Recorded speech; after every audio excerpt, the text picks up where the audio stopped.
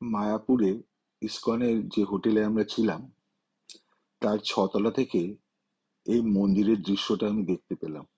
পড়ন্তে সূর্য মন্দিরটাকে খুব সুন্দর দেখাচ্ছে। এই মন্দিরটা নতুন একটি মন্দির, যেটি এখনো অসম্পূর্ণ হয়ে আছে। এর কাজ চলছে এবং ভক্তদের কাছ থেকে এর জন্য দানও নেওয়া হচ্ছে। বিশাল এই মন্দিরটা আমাদের এই হোটেল থেকে দেখা যাচ্ছে এবং সূর্য অস্তমিত যাচ্ছে, তার লাল আলো এসে মন্দিরের উপর পড়েছে। খুব সুন্দর লাগছে দেখতে। বিশাল আকৃতির এই মন্দির, আমরা ওর কাছেও গেছি, তখন দেখলাম ওখানে কনস্ট্রাকশন এখনো চলছে। চারিদিকে বিশাল এরিয়া জুড়ে এই ইস্কনের মন্দিরটা।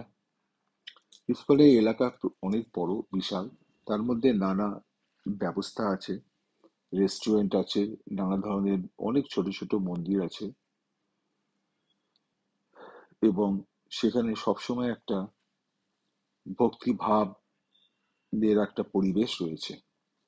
খুবই ভালো লাগবে এখানে আসলে। আমারও খুব ভালো লাগছে। ধন্যবাদ।